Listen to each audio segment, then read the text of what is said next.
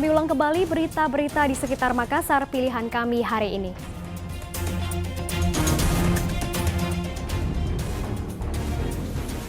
Sekelompok orang tak dikenal menyerang pos polisi di Kabupaten Sinjai.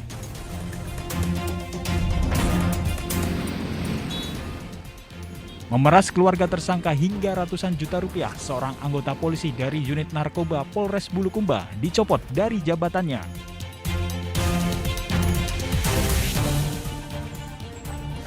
Menikmati asam pedas daging itik empuk Nasu Paleko di Kota Parepare.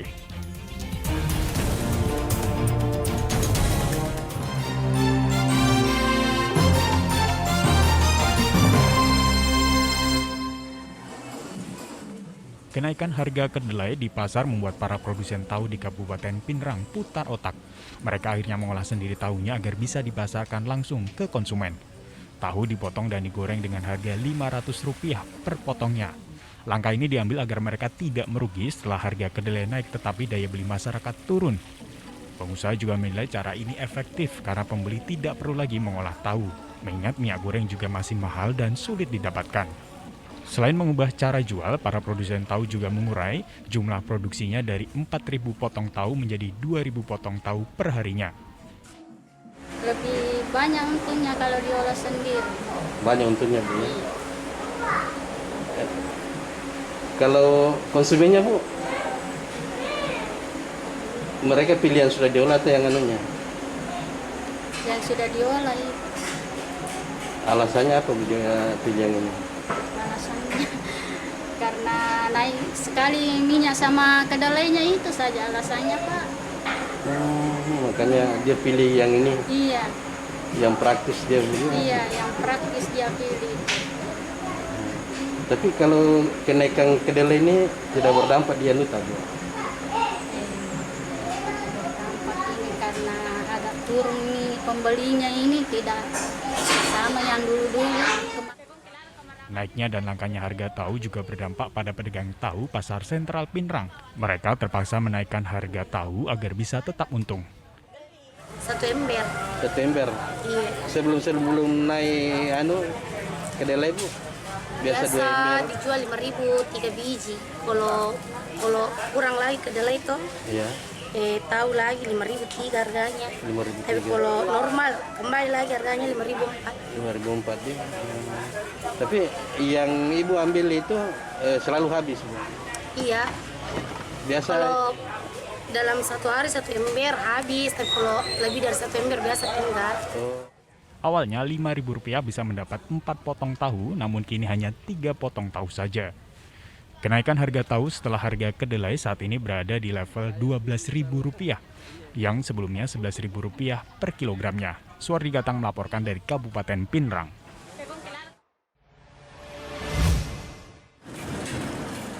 Kelangkaan hingga lonjakan harga kedelai berdampak pada produksi tahu tempe di Kota Parepare. Sejumlah pengusaha tahu tempe sampai mengubah ukuran tahu tempe yang mereka produksi. Per 16 Februari lalu, harga kedelai di pasaran mencapai Rp12.500 per kilogram, yang sebelumnya hanya Rp11.000 per kilogram. Selain mengubah ukuran tahu tempe, pengusaha juga melakukan pengurangan jam kerja karyawan. Kalau mengeluh sih ya rata-rata para pengrajin mungkin mengeluh ya. Tapi untuk solusinya ya kalau saya sendiri sih mengurangi takaran baru harga dinaikkan seperti itu. Ini solusi lain, Pak, kabarnya ada pengurangan ini ya, pengurangan Ya, karyawan. Pengurangan karyawan ya mungkin yang tidak terlalu dikurangi gitulah biar bagaimana bisa nutup kosnya. Sebelum ini kenaikan harga berapa karyawan yang dipekerjakan, Pak, di sini? Kalau kemarin sih sampai 6-7 orang, sekarang paling ya 4, 5, ataupun kadang rolling anak-anak biar ya nganggur gitulah, ada masukan karena kasihan juga kalau mau dianu semua. Harga tahu naik dari Rp10.000 untuk 5 potong tahu, kini menjadi 4 potong tahu untuk harga yang sama. Harga tempe juga naik dari Rp2.500 per bungkus, kini Rp10.000 untuk 3 bungkus tempe. Kementerian Perdagangan menyebut naiknya harga kedelai karena stok global berkurang setelah adanya gagal panen kedelai di Brazil dan Argentina. Sementara stok kedelai dari Amerika diborong Cina untuk memenuhi pakan ternak. Suardi Gatang melaporkan dari Kota Parepare.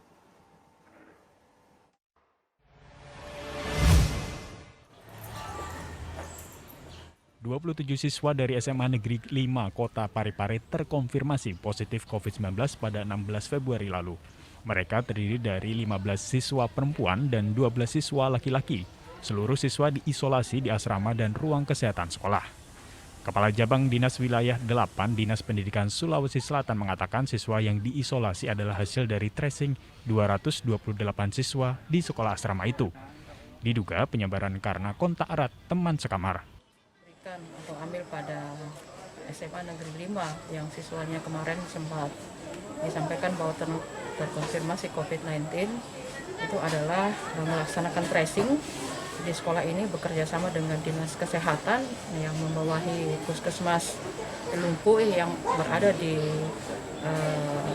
wilayah SMA Negeri 5. Itu hasil tracing itu ditemukan siswa kita, anak didik kita itu sekitar hasil tracing itu siswa kita ada 15 orang putri yang terkonfirmasi reaktif maksudnya. Terus kemudian ada siswa kita putra itu ada 12 orang dan itu sudah langkah yang dilakukan oleh sekolah adalah dengan mengisolasi anak-anak kita yang reaktif tadi di tempat khusus. Kepala UPT SMA Negeri 5 Kota Parepare mengatakan isolasi di gedung asrama dan klinik kesehatan menjadi pilihan lantaran sekolahnya merupakan sekolah asrama dan siswanya dari berbagai wilayah di Indonesia. Pihaknya juga memberikan pendampingan perawat dan petugas kesehatan dari dinas terkait bagi siswa yang diisolasi. Pertimbangan kami begini, anak-anak kami kan ini hampir siswa kami itu di seluruh Indonesia ada di SMA 5. Ketika kami tidak adakan isolasi di sekolah kami, kebetulan sekolah kami memungkinkan untuk diisolasi, jangan sampai ini anak dikembalikan ke orang tua atau dikembalikan ke tempat mana yang harusnya dibawa, itu akan menimbulkan lagi kasus baru.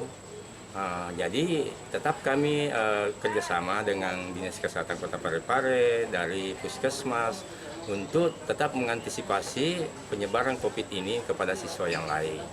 Jadi itu salah satu yang kita lakukan kepada anak-anak kami supaya ini penyebarannya kita hentikan, ini tidak menyebar ke siswa yang lain. Gitu. Meski adanya kasus COVID-19, kegiatan belajar mengajar di sekolah tetap berjalan tetapi hanya 50% dari kapasitas. Selain itu, pihak sekolah juga memperketat aturan kedatangan tamu atau kunjungan ke sekolah asrama ini. Suardi Gatang melaporkan dari Kota Parepare.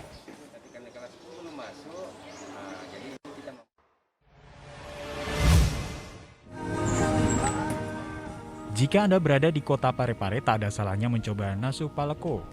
Kuliner ini berbahan baku daging itik yang dimasak dengan bumbu rempah pilihan. Nasu paleko diambil dari bahasa Bugis yang memiliki arti nasu adalah masak dan paleko adalah wajan yang terbuat dari tanah. Jadi makanan ini merupakan olahan itik yang dimasak dari tanah. Konon asal-muasal masakan ini dari petani yang mengembala itik di persawahan. Biasanya mereka akan memasak seekor itik untuk dimakan bersama-sama dengan dimasak memakai peralatan dapur dari tanah. Seiring berjalannya waktu, masakan khas para petani mulai digemari masyarakat luas. Salah satunya Vera yang menyukai masakan nasu paleko karena rasanya yang pedas dan asam. Rasanya gurih dan enak. Itu di lidah gimana Ibu pada saat menikmati masuk di lidah itu gimana rasanya? Ada rasa pedisnya sama asam. Tapi intinya enak ya? Iya, tidak. Terus cocok untuk santapan siang. Pengolah masakan ini menyebut penikmat nasu paleko juga berasal dari luar Kota Parepare. Bahkan di akhir pekan pesanan terhadap makanan berbahan dasar itik ini sangat tinggi dan digemari pengunjung. Banyak yang suka bebek paleko. Jadi itu menu andalan kami di Desa Kafe.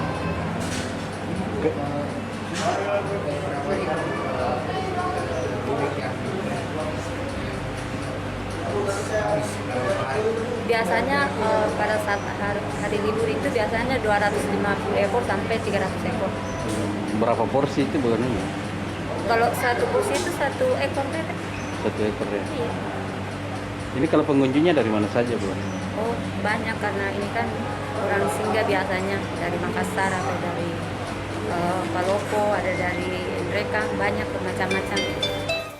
Harga seporsi nasu paleko bisa mencapai Rp116.000, namun ini bisa disajikan untuk 4 hingga 5 orang. Daging itik ini dinilai bermanfaat karena mengandung protein dan selenium yang dapat meningkatkan daya tahan tubuh. Suwardi Gatang melaporkan dari Kota Parepare. Informasi tadi mengakhiri jumpa kita pagi ini. Atas nama rekan yang bertugas, saya Janet Lee mengucapkan terima kasih atas kebersamaan Anda. Selamat pagi, selamat beraktivitas, dan sampai jumpa.